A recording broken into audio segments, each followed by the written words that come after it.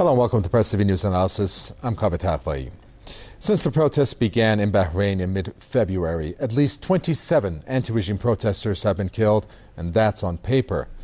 But it's the serious human rights violations, such as the excessive use of force and extrajudicial killings, as reported by the Bahrain Center of Human Rights, from Saudi-backed Bahraini forces, that has led not only to the condemnation of this U.S.-backed regime, but also the United States itself, not to mention the lack of action by the international community. We'll discuss this more. Our guests include political analyst Dr. Ali Al-Kabani, who joins us from London. We also have chairman of the political science department over at Notre Dame University, Dr. Eugene Dabus, who joins us from Beirut, and also associate director of the Middle East Studies program at the University of Wisconsin in Madison, Jennifer Lowenstein. I want to thank all my guests. First, my guest in Beirut, Dr. Eugene Dabus. Given the human rights abuses, finally the ILO, it's a UN agency, has proposed for Bahrain to clarify the scope of their power, and specifically why under state of national safety, as they say, it lacks limits on the security forces' behavior. It's good for them to come out, but what about the follow-up? What's going to happen? Well, traditionally, international norms in the Arab world have been embraced and then rarely implemented properly. So it's not surprising that they would come out with new suggestions for respecting human rights, documenting the same. But as we say, the proof of the pudding is in the eating, and I sincerely doubt that they're going to live up to those claims or those promises. However, this does give us the leverage to measure them.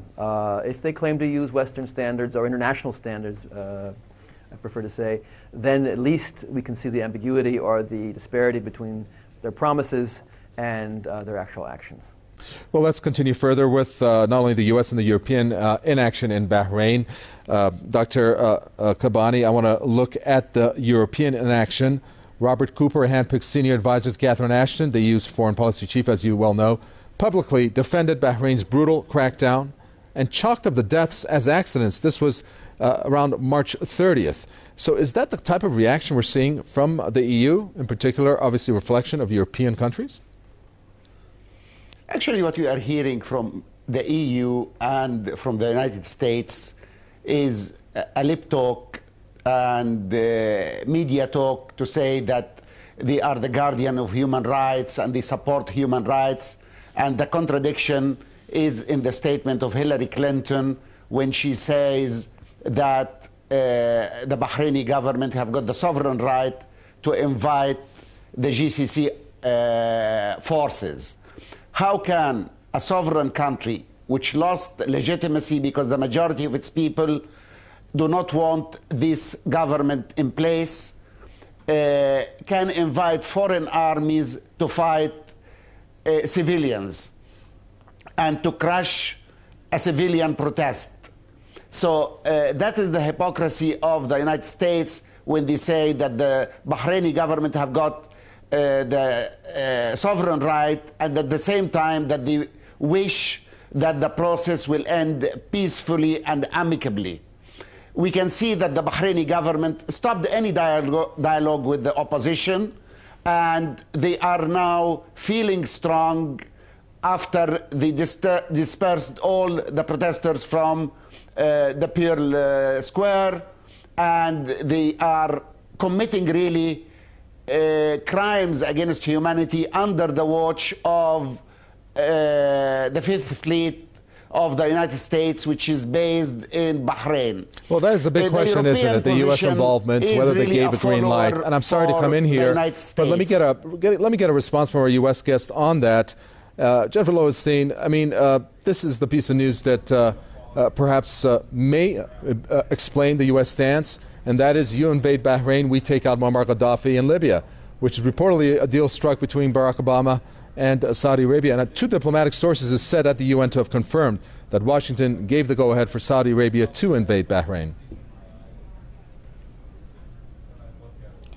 Well, of course, I don't have any inside information on that, but when I heard the news, my first thought was that the U.S. had just given a green light to the Saudis to go into Bahrain.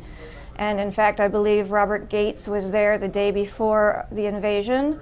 And as I said, I can't speak from knowing internal records, but it looks very suspicious to me.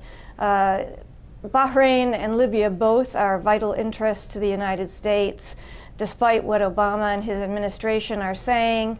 And to think of this as somehow we're just trying to help settle the unrest in the region, and we'd like to see democracy and freedom in both places. It's completely naive. It's absolutely naive. I mean, the truth is we want the Bahraini monarchy to stay in power, and I do believe the United States has thrown in its lot with the rebels in Libya, but that has a lot to do with the history of Libya and the United States and the oil corporations there. Dr. Dabous, Robert Gates is in Saudi Arabia, this being his third trip to the region this past month, and he's there echoing, as it's been stated, the sentiments of Hillary Rodham Clinton, which has been cautioning the Arab governments on the risk of moving too slowly. Now, that could be taken two ways, and I'd like to find out your response, because if the United States has given the green light, is it meaning moving too slowly in terms of the crackdown, or settling the situation there? Or are they talking about the reforms? Well, as I said on your show before, I think that the U.S. does have a genuine interest in democratic reform, because democratic reform is closely linked to economic reform. And the entire region is trailing the rest of the world in both. Obviously, once you loosen up the screws, as we see happening in Syria or possibly in Jordan as well, there's a danger of a response, a takeover from undemocratic forces, the old saying, one man, one vote, one time. This is obviously something the U.S. is very much worried about, but I think now they've realized that supporting regimes that have been in power for 30, 40 years is a greater liability than the risk they need to take to allow a democratic process, especially because the economic power remains in the hands of American allies. And moving on to figuring out what this relationship is, Dr. Kabani, I mean, what is it that defines the relationship between the United States and Saudi Arabia as we speak? Certain reports indicating that there was a rift, but then this trip saying that Gates is there to make sure that the $60 billion arms deal is going through, not to mention that he's there trying to sell the Saudi Arabia more equipment at the same time. So what is it that the United States is asking Saudi Arabia to do, or what is defining the relationship as we speak regarding the events, in this case in point Bahrain? The relationship between the Saudi monarchy and the United States is very strong and very stable. And the King of Saudi Arabia, he knows that his monarchy is relying on the protection and the support of the United States.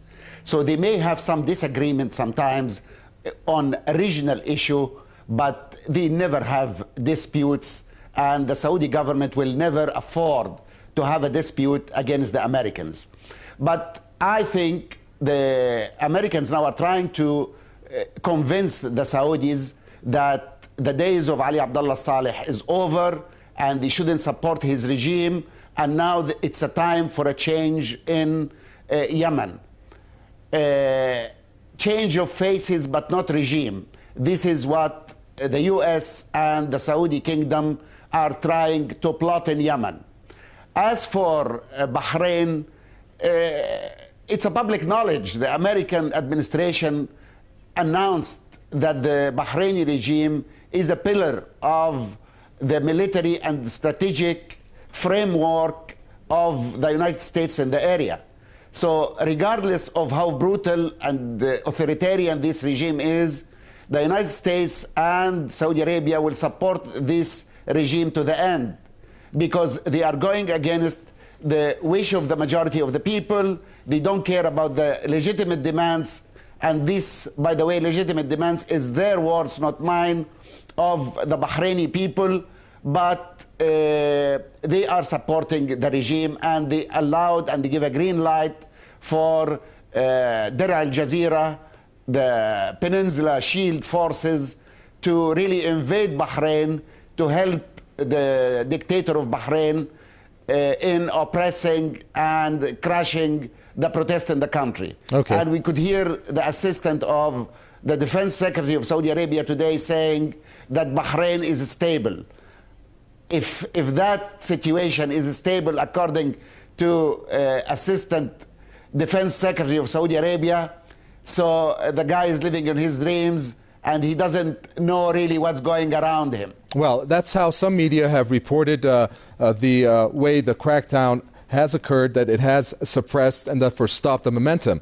But in terms of the role of the media, Jennifer Lowenstein, let's look at the way the United States has portrayed this within the States. The White House has done everything, hasn't it, to make sure that the Bahrain drama is buried by U.S. media. Well, then why doesn't the UN-approved R2P... Yeah, we are hearing... Go ahead.